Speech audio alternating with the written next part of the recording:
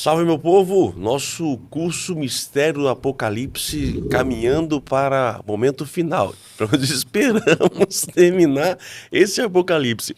Na verdade, os Mistérios do Apocalipse estamos aí na sexta parte, dividimos em 7. Esta sexta parte, ela demorou tanto, de tantas situações necessárias, que vamos aqui agora, ó, os 3 sinais, choque das forças antagônicas.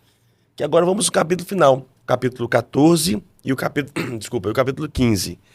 Para tudo, terminamos falando sobre a numerologia, de modo especial, o famoso 666. E aquelas bestas, né? É as bestas do mar, da terra e assim por diante. E agora, prometeu um refrigério. Agora sim. O que nós podemos esperar de coisa boa daí? Um cântico. Um cante. Um Vamos cântico. cantar então. Vamos até dizer, é um cântico novo. Aí no capítulo 14, versículos de 1 a 5. É um cântico de vitória. Vamos lá, vamos ouvir. O 14 aqui nisso, então vamos começar. Tive depois desta visão, eis que o Cordeiro estava de pé sobre o monte Sião com 144.000, que traziam escrito na fronte o nome dele e o nome de seu pai. E ouvi uma voz que vinha do céu, semelhante a um fragor de águas e ao ribombo de um forte trovão. A voz que eu ouvi era como o som de citaristas tocando suas cítaras. Cantavam um cântico novo, diante do trono, dos 4 seres vivos e dos anciãos. Ninguém podia aprender o cântico, exceto os 144.000 que foram resgatados da terra. Estes são os que não se contaminaram com mulheres. São virgens. Estes seguem o Cordeiro, onde quer que ele vá. Estes foram resgatados dentre os homens, como primícias para Deus e para o Cordeiro. Na sua boca jamais foi encontrada mentira. São íntegros. Então, padre... Misericórdia, sobrou quem então? Sobrou quem aqui, padre? Vamos ver então qual é a esperança que nós temos aqui. É uma cena simbólica, depois da sinistra descrição, né, das 2 bestas. E essa cena, então, ela rompe o fio da narração. Então, frente à submissão geral dos moradores da terra, que adoram a besta, que é como apareceu lá no capítulo 13, versículos 8 e 12, um resto permanece fiel, acompanhando o Cordeiro vitorioso. Esse é o primeiro elemento óptico contemplado pelo vidente. Ele diz, como você leu aí, então olhei e diante de mim estava o Cordeiro de pé sobre o monte Sião. O ressuscitado. Né? Trata-se de Cristo ressuscitado, exatamente. Cristo ressuscitado, equipado com a plenitude da sua energia messiânica, digamos assim. Caeidon caidu, to arnion estekos epi, to horos zion. Né? To horos zion. Quer dizer, trata-se do Cristo de pé, quer dizer, o Cristo vivo, o Cristo ressuscitado. O Monte Sião, que ele cita aqui, reproduz o lugar onde, segundo se acreditava, iria começar a salvação escatológica, isto é, a salvação final. O profeta Joel fala disso, o profeta Miqueias também fala disso, sobre essa salvação que vai acontecer sobre o Monte Sião. Mas na visão não aparece somente Cristo, não é? Sim. Ele está acompanhado de 144.000. Exatamente. Mais uma vez o número aí. Hecaton tessaraconta tessares hilíades, 144.000. Esse número que já apareceu lá no capítulo 7, já falamos sobre bem ele. Lembrado, representa o quê? Representa o resto de Israel, que é anunciado lá no profeta Isaías, capítulo 1, capítulo 4, capítulo 6, o profeta Ezequiel também no capítulo 9, o profeta Amós no capítulo 3, falam todos eles desse resto de Israel. Quem são? São os que ajudam a igreja a ser ela mesma e expressam a sua força viva e faz com que a igreja caminhe para frente. Esses também, diz lá o texto, eles têm escrito em sua fronte o nome do Cordeiro e do seu pai. Isto. To onoma autu, kai onoma tu patros autu. Ou seja, Assim como os adeptos da besta. Eu ia falar agora, que tinha Né? uma marca na besta, na Exato. fronte, nós temos aqui a marca na fronte também. Exatamente. Os escolhidos de Deus trazem o seu nome marcados neles. E essa escritura divina comporta, então, 4 características que seria bom a gente refletir aqui. Primeiro, é o sinal indelével de que eles venceram. Indelével quer dizer, não pode ser apagado. É o sinal indelével de que eles venceram. Segundo, é o prêmio da sua fidelidade. Terceiro, é o sinal da providência com a qual Deus lhes assiste. E quarto, é o sinal da sua consagração divina. E a audição, a gente percebe, ela se vai modulando paulatinamente com a cadência do som. Primeiro é a voz do céu, né? Logo a voz de um grande estrondo lá no... Sim, isso uma aí voz que vinha apareceu do céu, exatamente. semelhante a um fragor de águas e ao ribom de um forte trovão. Isso, igual apareceu lá no capítulo 6, versículo 1. Mais tarde, essa voz, por sua ressonância e imensidade, se converte na voz de muitas águas, não é isso? Sim. Engraçado porque isso aqui também apareceu lá no profeta Ezequiel, no capítulo 1 e no capítulo 43 do livro dele. De uma tormenta ou do mar, uma chuva torrencial, como o som de uma grande cascata.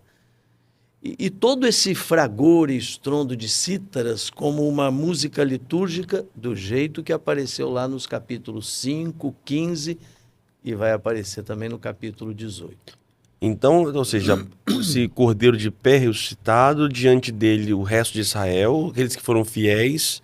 Na verdade, os 144 mil, a gente já falou também que é a totalidade, ou seja, tanto as 12 tribos de Judá, como também os 12 apóstolos, aqueles que permaneceram fiéis à palavra, ao Senhor, ao Cristo. E os salvos, né? E os salvos. Esses então estão diante, marcados com a fronte, no caso nosso, né, como crismados, a crisma, Exato. a unção que unge a fronte, o batismo que unge a fronte. Esses marcados com o sinal do Cristo estão diante dele. E o que é bonito nisso tudo, Padre Anderson, é que é indelével. Ninguém pode tirar. E aí, nessa visão, houve uma voz. Essa voz que seria a voz de Deus, essa voz que tem som de fragor de águas, tem voz de trovão, ao mesmo tempo é uma cítara, ou seja, uma mistura de tudo.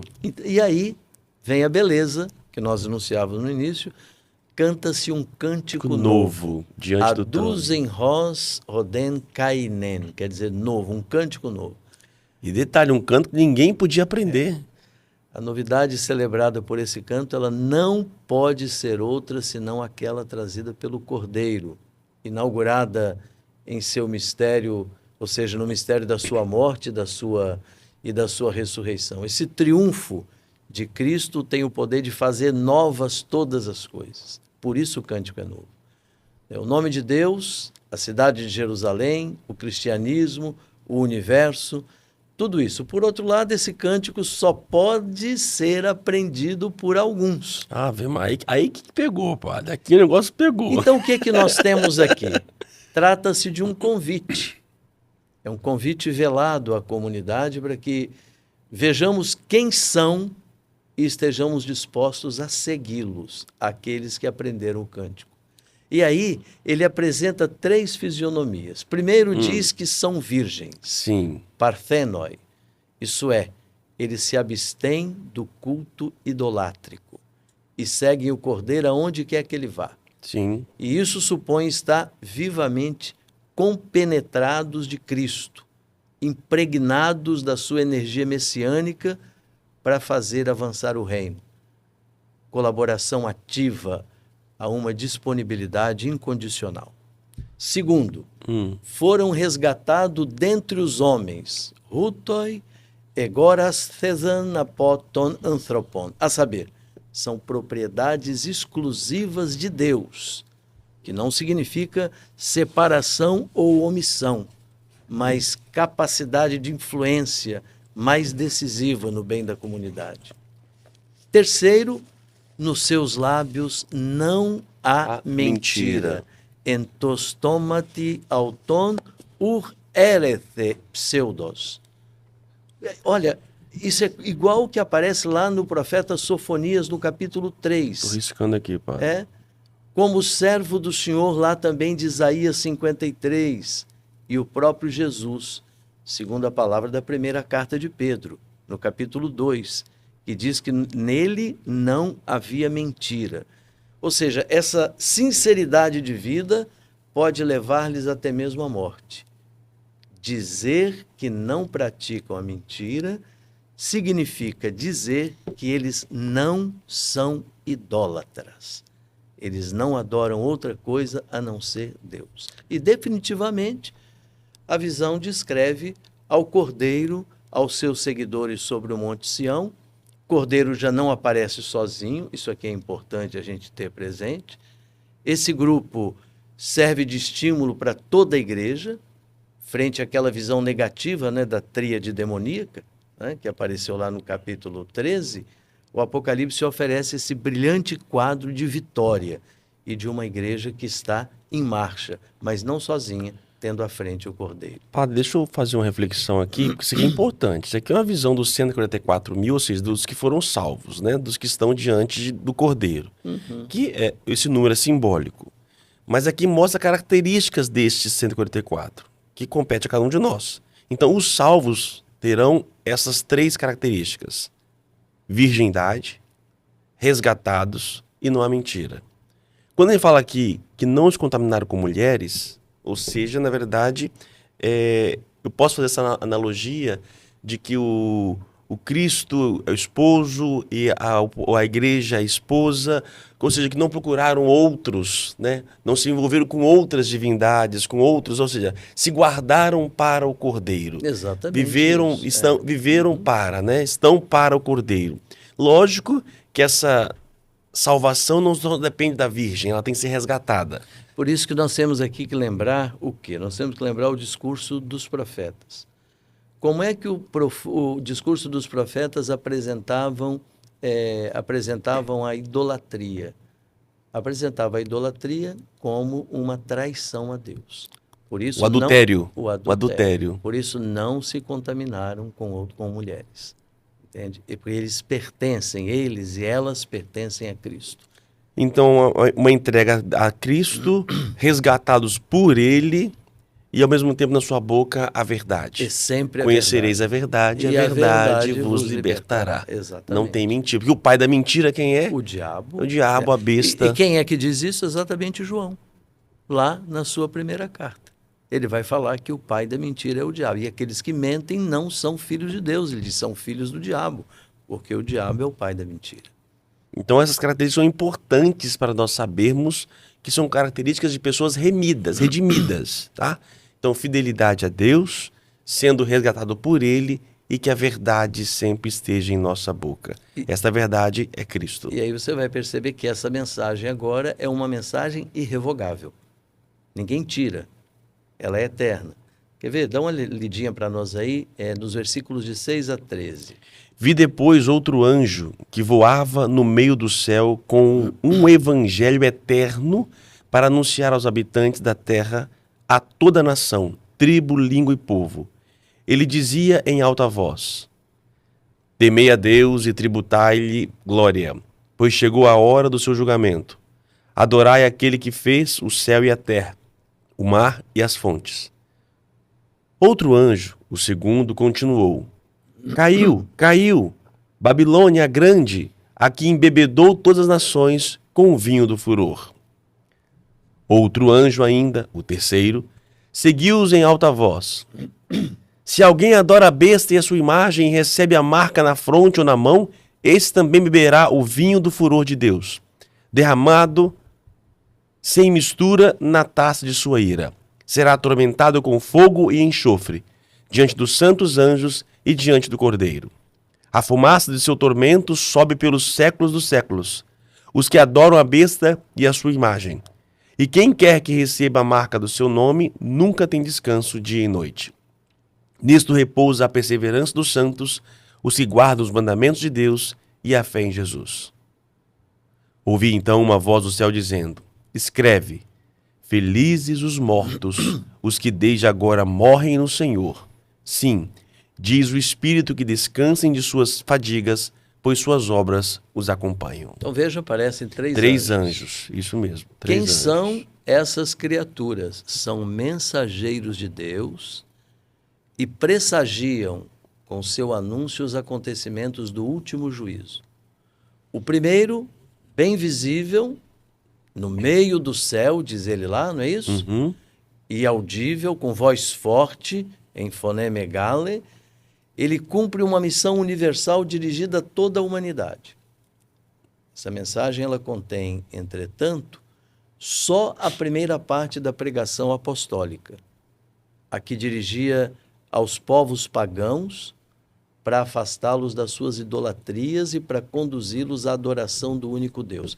Igual a gente vê lá em Atos dos Apóstolos, capítulo 14, 1 Tessalonicenses, capítulo 1, ou seja, era um passo prévio e necessário à fé, afastar-se da idolatria. A conversão, portanto. Esse é o primeiro passo da fé. O primeiro passo da fé é a conversão. A conversão, então, ela é necessária, porque diz ele lá o quê? Chegou a hora do julgamento. Otielsen reora tes criseos. Em relação ao primeiro anjo. O segundo anjo, numa antecipação pretendida, assim, para dar maior ênfase à prontidão da conversão, ele proclama como já cumprido o juízo definitivo, a queda da Babilônia, que vai ser descrita mais tarde lá no capítulo 18. E mesmo assim ele proclama, não é? Caiu a Babilônia. Epesen Babilon remegale. A Babilônia, a grande Babilônia. A grande. O terceiro anjo, Sim. ele anuncia o destino final do adorador da besta. Quem segue a besta, ele foi marcado com ela. Exatamente, com imagens dolorosas tomadas do proverbial castigo de Sodoma e Gomorra, lá no Gênesis. Quando fez chover enxofre, né? Exatamente. Gênesis capítulo 19, Ezequiel recorda isso também no capítulo 38, e também de algum oráculo de extermínio, como, por exemplo, aquele que nós encontramos lá no profeta Jeremias, capítulo 25, com os quais se mostra o quê? A severidade do juízo divino. Essa queda infeliz, ela remarca de forma insistente a negação da vida, a modo do tormento de fogo e do enxofre, que ele fala aí, privação das relações sociais, pois a fumaça do seu incêndio subirá igual à fumaça da cidade de Babilônia, diz ele também, ele vai repetir isso lá no capítulo 19, e será perene o seu sofrimento, já que não terá descanso nem de dia e nem de noite. Ur erosin anaposin remeraskai nyktos, nem de dia e nem de noite. Isso é a visão do inferno, padre? É uma espécie de visão do inferno, né? Um sofrimento eterno, né? O afastamento eterno de Deus, a não visão de Deus, né? Então, as palavras do terceiro anjo, elas terminam com uma chamada a estar alerta, né? Profundamente alerta, a fim de que o leitor cristão não se deixe abater pela sorte adversa, mas que ele reflita e que ele se converta. E aí, Padre Anderson, no ritmo da leitura do livro, significa o quê? Um contraponto positivo. Se requer a paciência dos santos, né? Ele não fala aí? Rehipomoneton hagion, ou seja, saber opor-se à solicitude com a idolatria, não abrir espaço para a idolatria na nossa vida, resistir com grande capacidade de resignação e ser como Jesus, obediente a tudo ou em tudo ao Pai. E aí João ouve uma voz, não é isso? Uma bem-aventurança aqui, né? Uma voz proveniente do céu, isto é, quando ele fala que é do céu, quer dizer da transcendência, portanto, com o selo de uma revelação autorizada que lhe ordena que escreva uma bem-aventurança. O que ele diz lá? Felizes os mortos, os que desde agora morrem no Senhor. Makarioi hoi necroi hoi en kyrioi. Sim, diz o Espírito que descansem de suas fadigas, pois suas obras os acompanham. Então, o que é que ele está querendo dizer aqui? Quem são esses? Esses são os cristãos que se esforçaram para manter os mandamentos de Deus e a fé em Jesus. São bem-aventurados e já vivem o repouso. Os mortos cristãos, a eles, aguardam uma bem-aventurança. Aí nós vamos entender por que, certa vez, numa homilia a respeito da festa de Todos os Santos, o Papa falecido, Bento XVI, dizia: olha, nós estamos hoje aqui fazendo essa nossa celebração de Todos os Santos, mas nós precisamos ter presente que existem muitos santos anônimos, cujos nomes nós não conhecemos. São pais e mães de famílias, são religiosos, são sacerdotes, são bispos, são papas, são crianças, são jovens, ou seja, pessoas que foram e se esforçaram para se manter fiéis ao mandamento de Deus. Então, isso também nos leva por esse caminho. Então ele vê o cordeiro de pé, lá no início do 14, diante dele uma multidão marcada na fronte. Essa multidão tem características: virgens, resgatadas e não tem mentira. Logo em seguida, então, ele vê 3 anjos chamando a adoração, a louvar aquele que tudo criou. Outro anjo anunciando a queda da grande Babilônia. E depois o outro mostrando qual foi o desfecho daqueles que foram infiéis, daqueles que de fato seguiram a besta. E aqueles que passaram pela tormenta são felizes, porque agora encontraram a paz em Deus. E aí vem a bem-aventurança. Isto, felizes os mortos. E aí nós temos um ditado popular no Brasil que diz assim, que aquilo que a gente planta é o que a gente colhe, né? E existe um adágio bíblico, né, lá no livro de Eclesiastes, que diz que existe um tempo para tudo debaixo dos céus, né? Existe o tempo de semear e existe o tempo de colher o que a gente semeou. Esse é o assunto do que ele fala aí agora nos versículos 14 a 20, se você quiser dar uma olhadinha para nós. Depois disso olhei, havia uma nuvem branca e sobre a nuvem alguém sentado semelhante a um filho de homem, com uma coroa de ouro na cabeça e nas mãos uma foice afiada. Nisto, outro anjo saiu do templo, gritando em alta voz ao que estava sentado sobre a nuvem: lança tua foice e ceifa, chegou a hora da ceifa, pois a seara da terra está madura. O que estava sentado na nuvem lançou então sua foice sobre a terra foi ceifada. Nisso saiu do templo que está no céu outro anjo, também ele com uma foice afiada.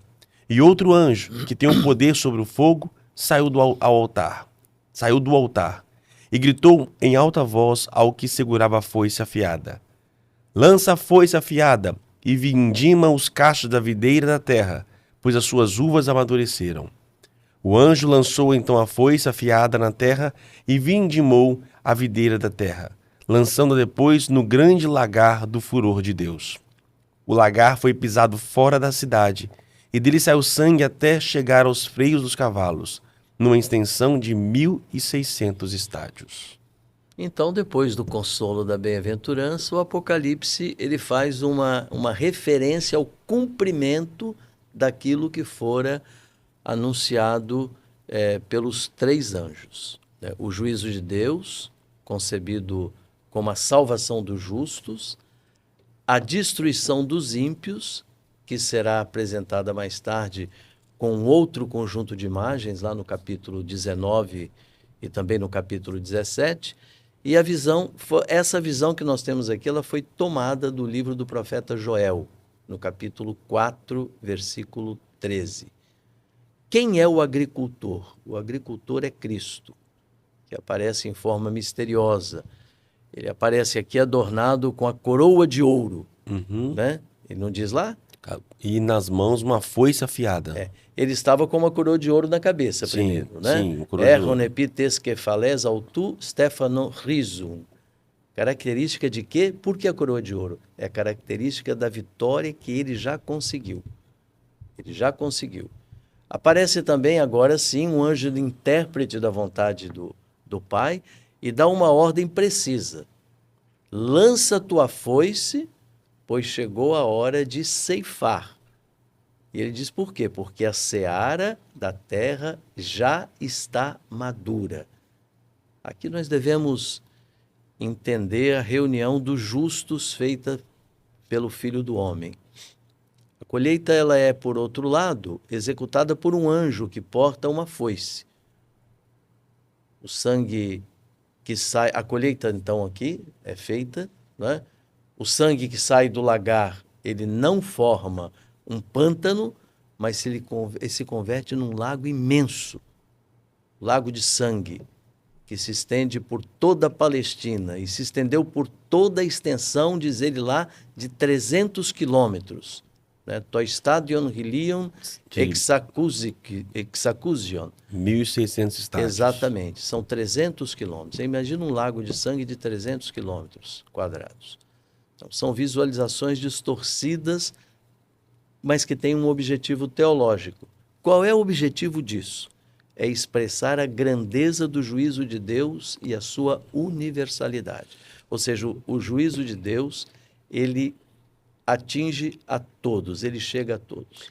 Muitas parábolas de Jesus, ele fala sobre isso, né? Da vinha, do joio do trigo, do tempo da colheita, que virá essa questão do anjo que vai ceifar. Ele espera crescer os dois, tanto o joio como o trigo, porque se confunde.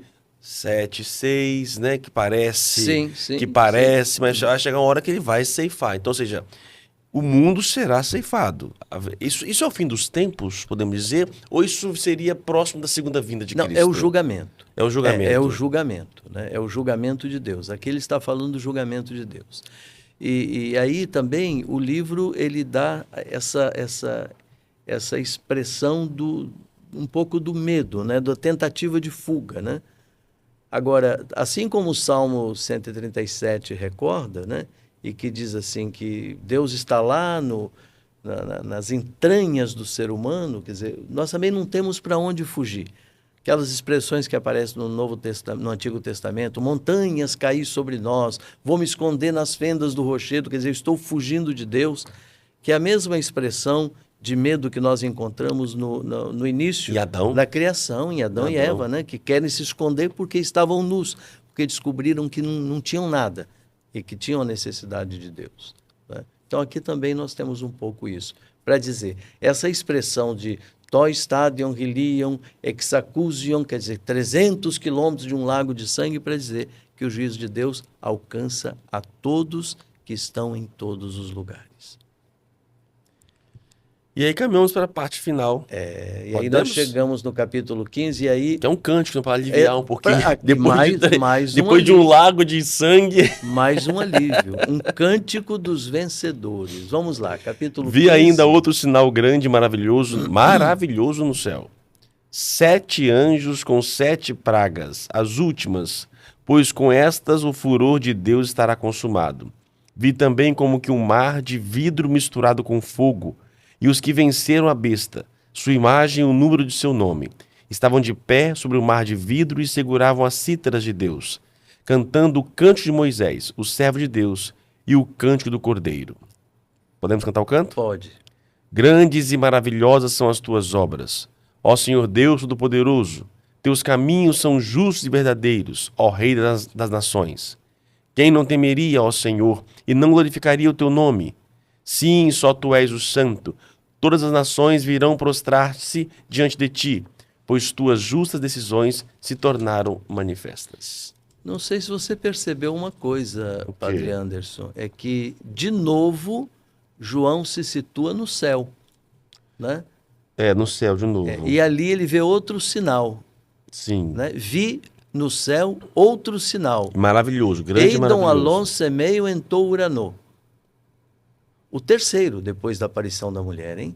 Já nem lembro mais, já me perdi em tanto sinal e tanto anjo aqui já, padre, já nem sei mais quanto. Então, mas é o terceiro sinal no céu. O primeiro foi lá da mulher em 12:1, depois do dragão um sinal em 12:3. grandioso. 12:13? 12:3. 12:1, um sinal grandioso, a mulher vestida de sol. Apareceu outro sinal no céu, um grande dragão, cor de fogo. Ele vê 7 anjos agora com as 7 últimas pragas. Outro sinal. Angelus repta errontas plegas reptatas esratas. Porque nelas, diz ele, vai se consumar a ira de Deus. Ou seja, o capítulo 15, ele quer oferecer uma breve introdução a essas 7 pragas, cuja descrição pormenorizada encontra-se no último capítulo. Ou seja, não acabou, não. Não. Quando você pensa que vai aliviar, bem mais foi-se.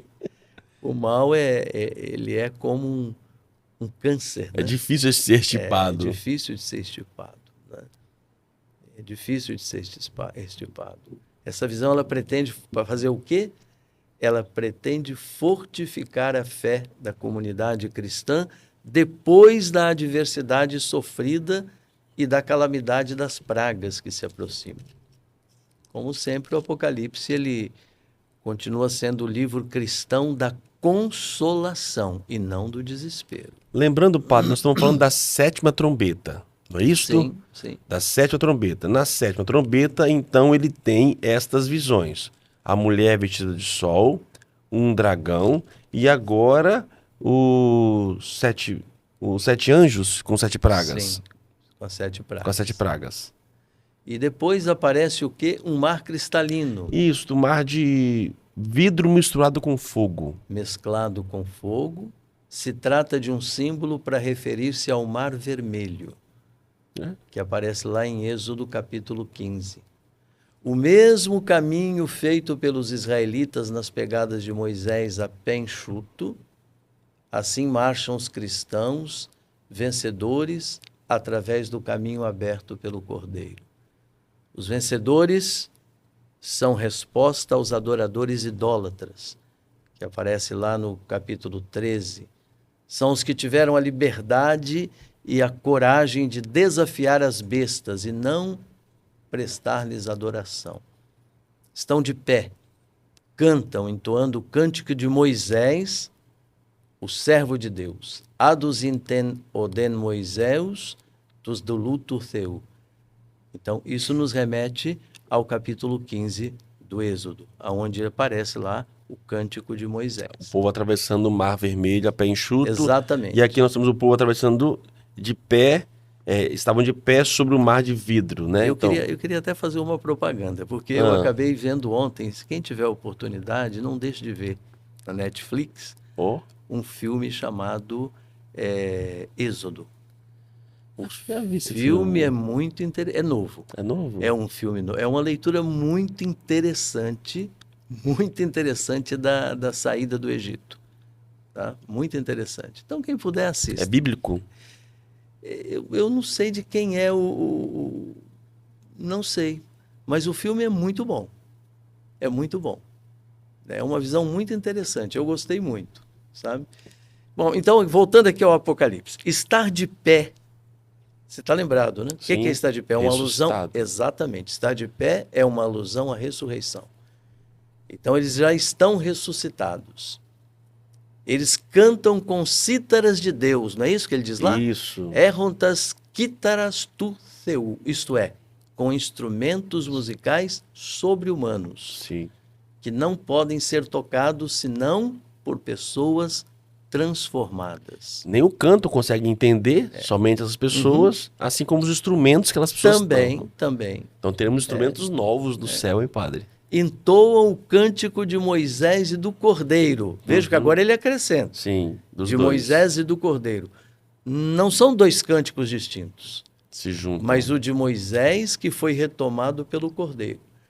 Ou seja, a libertação, aquela lá do Antigo Testamento, se anunciava, agora se tornou realidade.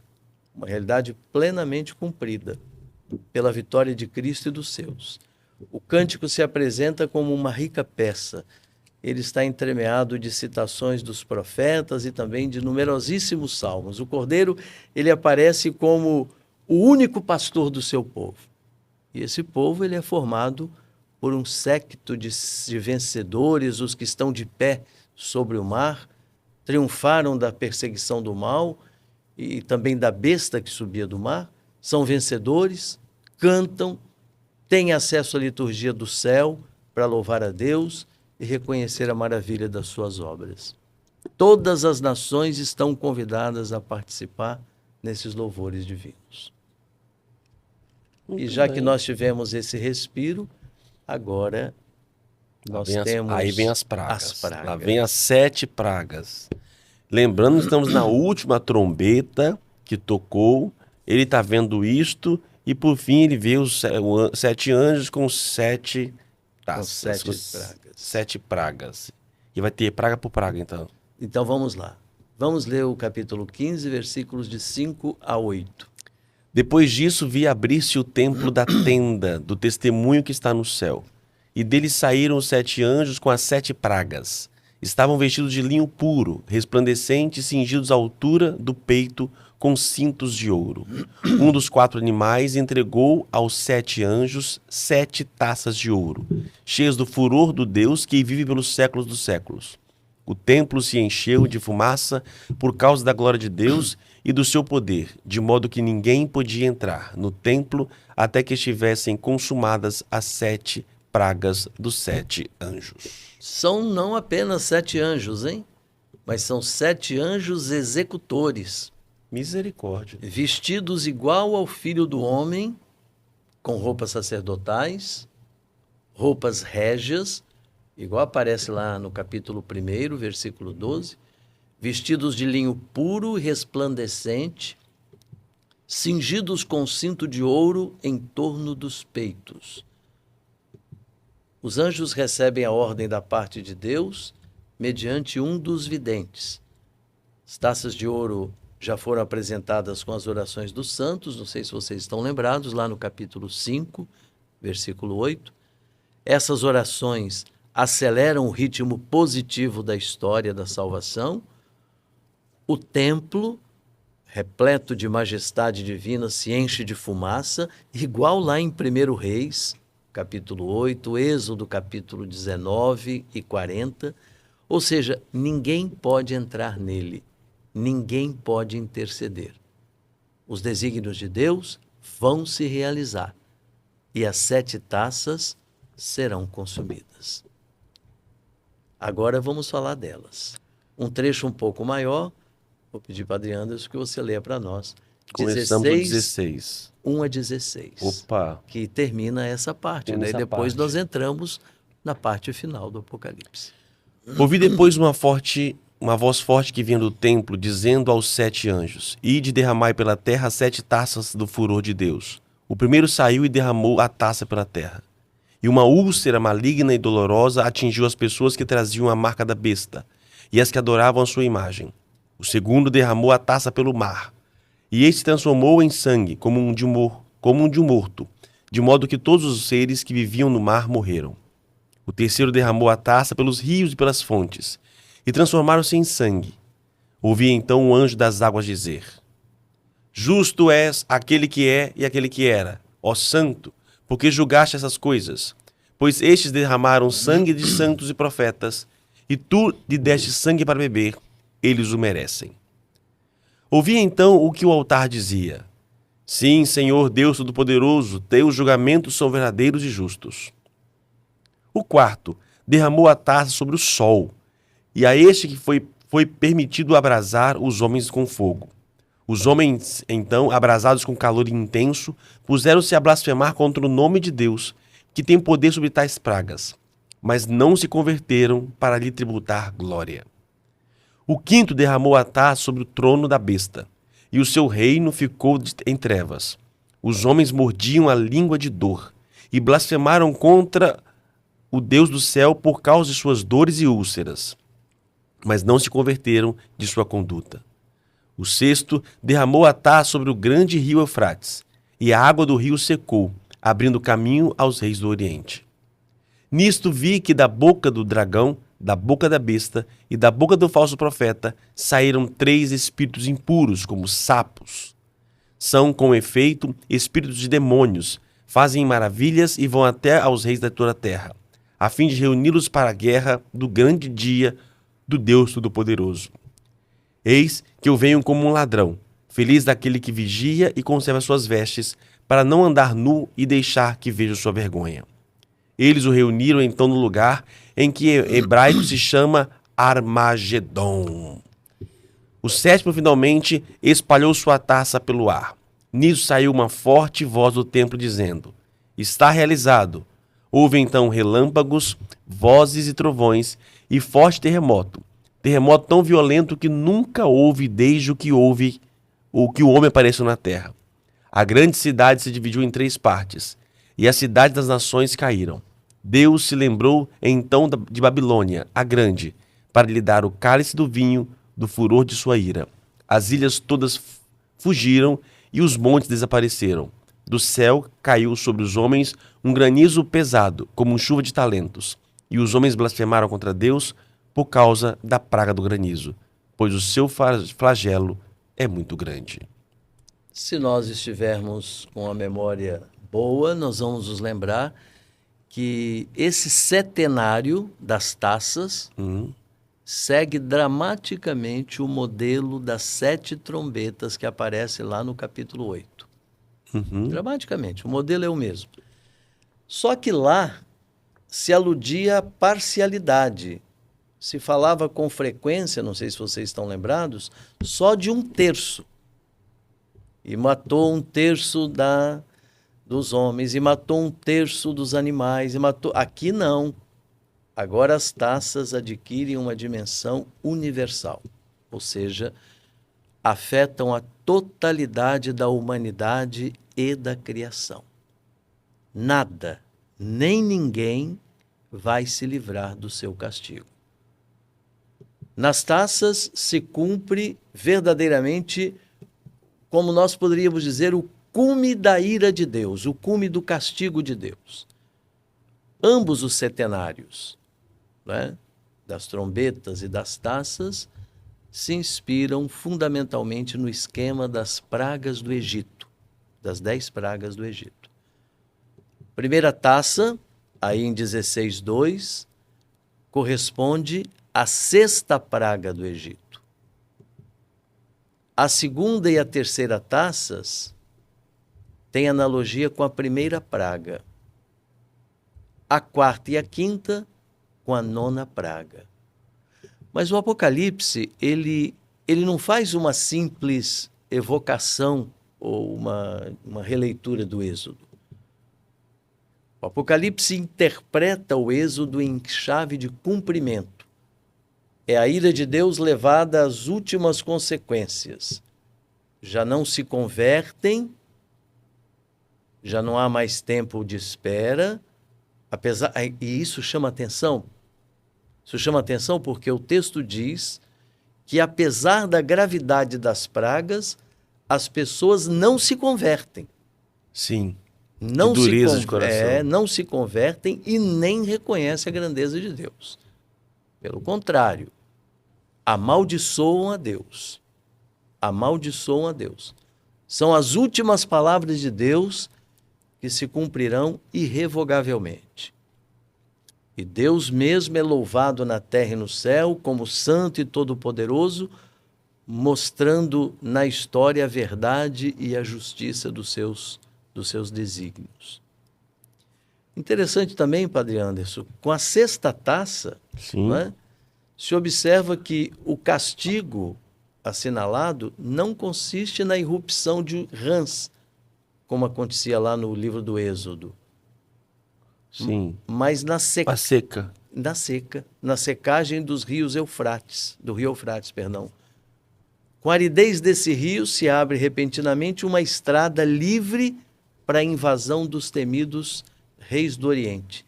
E assim começa o mal. Podemos dizer rapidamente, padre, então, as taças, né? Uma maligna dor, úlcera.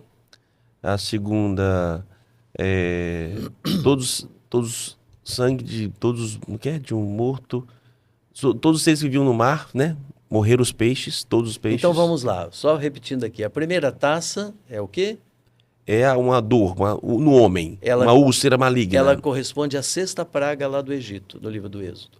Ok. onde apareceram úlceras em homens e animais. A segunda, então, os peixes mortos. A segunda corresponde à terceira, a segunda e a terceira taças. Então, peixes mortos. Peixes mortos e depois o transformou-se em rio.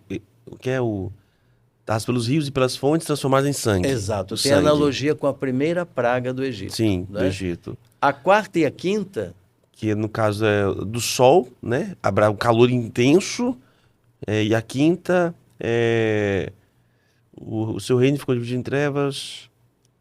Os homens mordiam a língua de dor. exato, correspondem à nona praga lá do livro do Êxodo. né? Então ele faz essa releitura dizendo do cumprimento disso. né? E agora, essa sexta taça, ela fala da seca do rio Eufrates. Sim. né? E com isso, como pelo leito do rio seco, então, os temidos reis do Oriente invadem e começa o mal. E aí a tríade demoníaca se serve de três grandes agentes, e ele usa uma palavra interessante, como sapos, Uhum. que são espíritos imundos que fazem sinais e vão aos reis da terra e os congregam para uma batalha. Diz ele lá no versículo 14, não é isso? Sim. São com efeito espíritos de demônios. Fazem maravilhas e vão até os reis de toda a terra, a fim de reuni-los para a guerra do grande dia do Deus Todo-Poderoso. Então, essa ação é uma ação oposta à dos três anjos já mencionados ali nos versículos 6 a 20.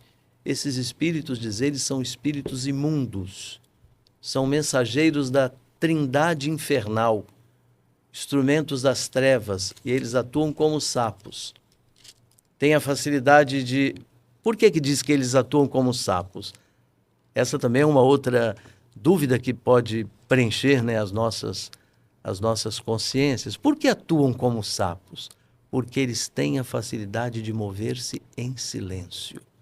Eles são silenciosos. Os sapos são silenciosos. Sapo não faz barulho quando se move. Então, eles têm a facilidade de mover-se em silêncio e de maneira obscura. Quando menos você espera, ele aparece. E assim, de maneira clandestina, exercitam o seu trabalho, que não é outro senão fazer sinais para enganar as pessoas. Engraçado que eu fiquei parado aqui, padre, na reação das pessoas, que diz São João, e o povo não se converteu, e o povo não se dobrou. Nós acabamos de sair de uma pandemia, de dor, lamento, e o povo não se converteu, e o povo não mudou. Não que a pandemia viesse de Deus, mas, ou seja, as dores da vida, elas devem... Nem sempre convertem. Nem sempre convertem. O próprio Jesus diz, né? Quando o Filho do Homem vier, será que vai encontrar fé sobre a terra? Mas lembra daquela outra expressão que aparece no Antigo Testamento, sobretudo aparece no livro do Êxodo, quando Deus diz para Moisés, esse povo é um povo de cabeça dura. Um povo de cabeça dura. Então, ou seja, padre, dizer que o Apocalipse também não é de um futuro, também não é errado. Então, veja bem. Isso aconteceu? Isso está acontecendo sempre. E há de acontecer. E há de acontecer. Nesse sentido, sim. Por isso, ele não é uma profecia para o futuro, mas ele é uma profecia para a história de todos os tempos. Por isso que muitas vezes se fala que ele é uma profecia retrospectiva. Ele faz uma retrospectiva do ser humano, daquilo que ele é, né? O que é o ser humano. Padre, o que é, no caso aqui, fala que o lugar do Armagedon? Nós vamos chegar lá. Ah, então né? tá bom, adoro isso. Então, já outros escritos do Novo Testamento haviam advertido também com palavras de Jesus, por exemplo, lá em Marcos capítulo 13, de Paulo, também na 2ª Tessalonicenses. A comunidade cristã que lê o Apocalipse, ela deve conservar incólume a sua fé, apesar da captação e do engano do maligno, que tão insidiosamente ataca, conforme o estranho simbolismo dos sapos. O maligno ataca em silêncio. Cristo mesmo, ele reforça essa exortação indicando que vem repentinamente como um ladrão. É preciso estar alerta. Ditosos aqueles que ele encontrar vigilantes. As taças, elas não pretendem a intervenção de um Deus de justiça que condena pelas costas a irresponsável rebelião dos seres humanos, mas, sobretudo, o crisol, onde se molda a verdadeira salvação. É uma imperiosa chamada conversão. Querem dar uma oportunidade à graça de Deus antes do Armagedon, ou seja, do julgamento, que é o lugar do julgamento. E a 7ª taça, então, no caso, que a taça pelo ar, né? Sai uma forte voz do templo, então, está realizado. Agora, Padre Anderson, nós terminamos aqui, Sim. né, no versículo 16. Do capítulo 16, versículo 17, até o capítulo 22, versículo 5, nós iniciamos a conclusão do livro do Apocalipse. Ou seja, a condenação da prostituta e o triunfo da esposa. É a 5ª e última parte do livro do Apocalipse. Amém. Começamos agora, deixamos para... Vamos fechar agora aqui. Esse é a 3ª parte da sexto episódio. Exatamente. Então a gente encerra aqui. A gente volta então com a última parte do Apocalipse. Não sei se vai ser um programa só, se serão 2 ou 3. Depende. Mas que a graça de Deus nos acompanhe. Que vai começar exatamente com a 7ª taça. E sempre assim, né? Que a você 7ª... ficou curioso, né? Então vamos para o próximo episódio, a 7ª taça. Obrigado, povo de Deus. Até a próxima.